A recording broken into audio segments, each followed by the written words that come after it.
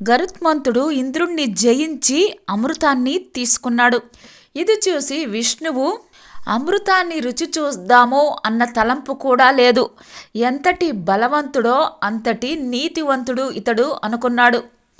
వెంటనే గరుత్మంతుడి ముందు సాక్షాత్కరించాడు.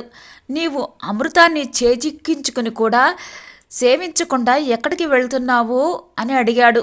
ఈ అమృతం నాకు వద్దు, మా అమ్మ దాస్య విముక్తి కోసం నాగులకు ఇవ్వడం కోసం తీసుకుని వెళ్తున్నాను అని గరుత్మంతుడు చెప్పాడు. మహావిష్ణువు గరుత్మంతుని మాతృభక్తికి మెచ్చి నాకు వాహనంగాను నా రథానికి పతాకంగాను ఉండు అన్నాడు నారాయణుడు.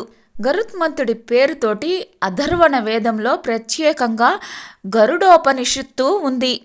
గరుత్మంతుడిని విషదహారి అని కూడా అంటారు. గరుత్మంతుడు తన కుడి పాదాన్ని స్వస్తికంగా, ఎడమ పాదాన్ని కుంచితంగా ఉంచి విష్ణువుకు నమస్కరిస్తున్న భంగిమలో ఉంటాడు.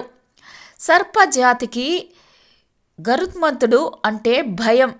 గరుత్మంతుడు ఆభరణాలుగా శ్రేష్టమైన జాతికి చెందిన నాగుల్ని ధరిస్తాడు. వాసుకి అనే సర్పాన్ని యజ్ఞోపవీతంగా, తక్షకుడిని నడుముకు సూత్రంగా, కర్కోటకుడిని మెడలో హారంగా ధరిస్తాడు.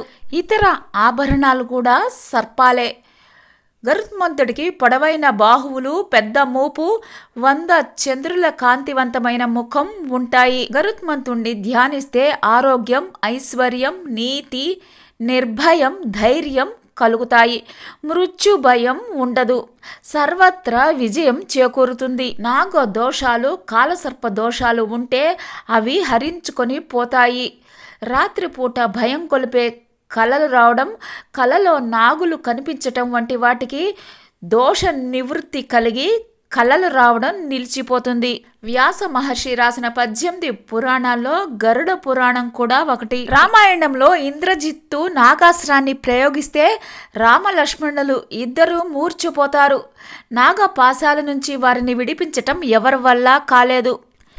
దేవలోకం నుంచి గరుత్మంతుడు రాగానే రామలక్ష్మణులను బంధించిన నాగపాశాలన్నీ విడిపోతాయి. గరుడుడి స్పర్శతోటి క్షణకాలంలో గాయాలు మానుతాయి. తిరుమల కొండపై శ్రీవారికి జరిగే బ్రహ్మోత్సవాల్లో అగ్ర తాంబూలం గరుత్మంతుడిదే. గరుడ సేవ ఎంతో ప్రత్యేకమైనది. దాసుడిగా, ఆసనంగా, మిత్రుడిగా, విసనకర్రగా, ధ్వజంగా ఇలా తన జీవిత సర్వస్వాన్ని శ్రీవారి సేవకు అంకితం చేశాడు. గరుత్మంతుడిపై లక్ష్మీనారాయణులు లేదా శ్రీమన్నారాయణుడి అవతారాలు మాత్రమే ఎక్కి కూర్చోవాలి.